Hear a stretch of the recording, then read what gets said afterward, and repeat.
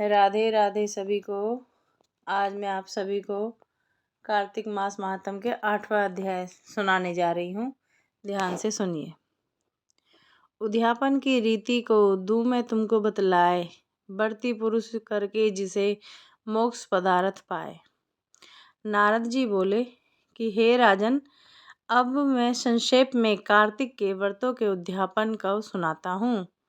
व्रत पूरा होने के फल मिलने और विष्णु भगवान को प्रसन्नता के लिए कार्तिक मास शुक्ल पक्ष चतुर्थी को उद्यापन करें।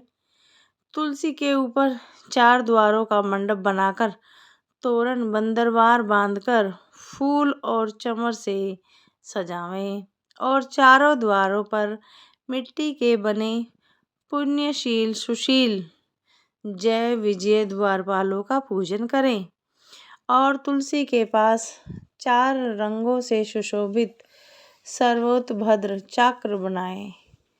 उसके ऊपर पंच पल्लव और नारियल रखकर एक सुंदर कलश की स्थापना करें। फिर वहाँ शंख चक्र गदाधारी पीतांबर से युक्त लक्ष्मी सहित विष्णु भगवान की स्थापना करने के पूजन करें। व्रती पुरुष मंडल में इंद्रादि को पूजे, द्वादशी को भगवान उठे, त्रयोदशी को देवताओं ने उनके दर्शन किए और चतुर्दशी को पूजन किया। उस दिन शांत रहें और सावधानी से उपवास करें। गुरु की आज्ञा प्राप्त करके भगवान श्री कृष्ण की स्वर्णमयी प्रतिमा का पूजन षोडशोपचार से करें और विधि से भोग अर्पण करें। प्रातः काल उठकर नित्य नैमित्त कर्म करें। उसके पश्चात हवन करें, ब्राह्मणों को भोजन कराएं, धन का लोभ छोड़कर यथाशक्ति दक्षिणा देवें। ऐसे इस वैकुंठ चतुर्दशी को उपवास करके वह वैकुंठ धाम पाए। जो भगवान चक्रपाणि के जागरण में भक्ति पूर्वक आंगन में गायन करते हैं, नृत्य करते हैं, उनको सहस्त्र गौदानों के दान करने का फल प्राप्त होता है। जो वासुदेव भगवान के सम्मुख भजन कीर्तन करता हुआ जागरण करता है और उनकी लीलाओं का पाठ करता है, वैष्णव के मन को आनंदित देता है, वृथा विलाप नहीं करता, उसका पुण्य दिन दिन पर दिन कोटि तीर्थ के समान होता है। तदंतर पूर्णमासी के दिन स्त्री सहित 30 अथवा 1 ब्राह्मण को निमंत्रण जरूर दे।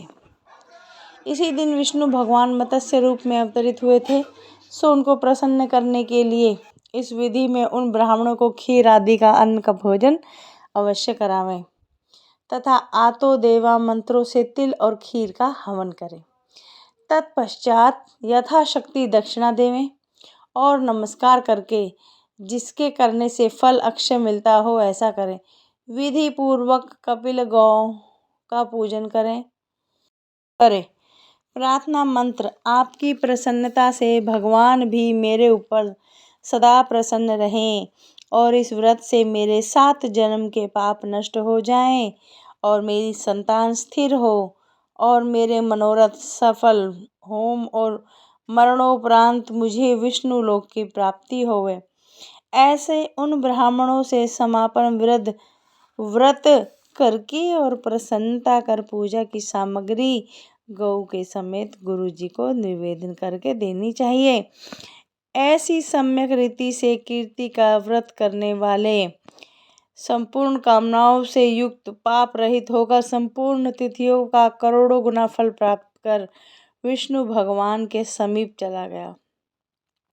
भक्ति सहित कार्तिक का व्रत करने वाला वह धन्य बड़ा ही वही सदा पूज्य है। कार्तिक के उपवास के भय से देह वह सब कांप उठे।